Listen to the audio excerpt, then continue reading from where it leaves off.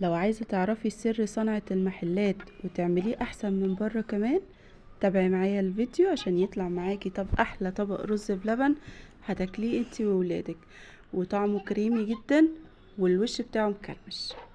هاتي حلة كبيرة، وانا طبعا هنا عاملة كمية كيلو رز. انتي ممكن تقسمي الكمية ديت على زي ما انتي عايزة يعني. انا هنا غليت مثلا حوالي لترين من المية، ونزلت بيهم بكيلو رز مصري كان مغسول ومنقوع، ونزلت عليهم بكوباية من اللبن وكوباية من السكر، وحاسبهم بياخدوا حوالي ربع ساعة عبال ما الرز يوصل للقوام اللي انا عايزاه.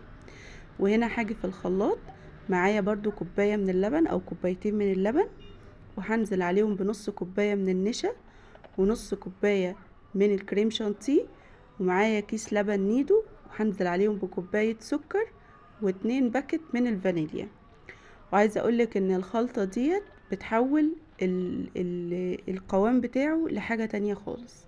وبعد ما هحط كل المكونات الجافة دي، هنزل عليهم بالقشطة بتاعة وش اللبن. يعني انا ال2 كيلو لبن كنت غلياهم من قبلها بيوم وحطاهم في التلاجة، وتاني يوم اخدت القشطة بتاعتهم كلها والخير بتاعهم كله، وهنزل بيهم في الخلاط على كل المكونات اللي انا قلتلك عليها.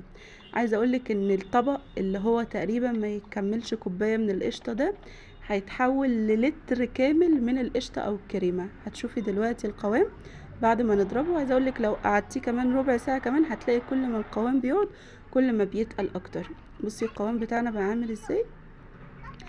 انا هنا بعد حوالي ربع ساعة كان الرز، طبعا ايدك بتقلبي على طول، الرز بلبن ما بيتسبش.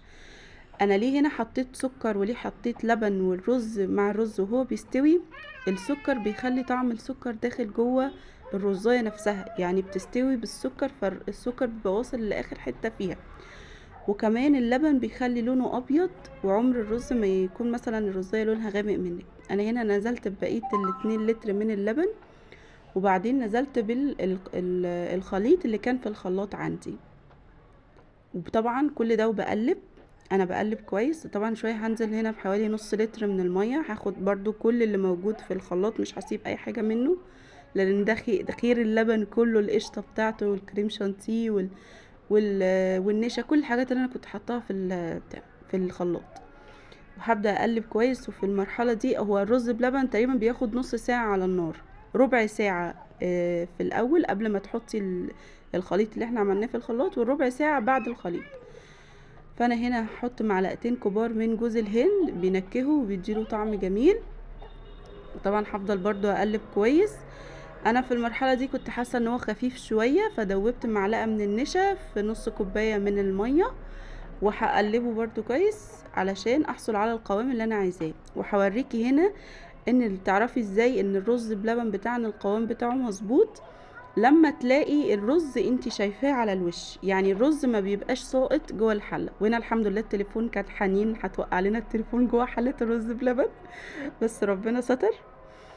وهنا اللي بقولك ان الرز بلبن بتاعي الرز يبقى واصل لحد الوش. بصي انا هنا قربتلك، وحنين برضو طفت علينا النور الحمد لله ونورت لنا النور تاني، ربنا يبارك لها.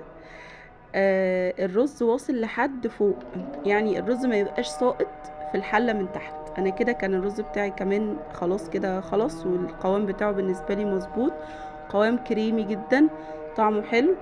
عايزه اقولك ان انا قبل ما افضي في الكوبايات ديت كنت ناسيه احط سكر اكمل يعني السكر، فانتي ما تنسيش ان انتي تدوقي علشان السكر يطلع معاكي مظبوط. بس كده، كل سنه وانتم طيبين.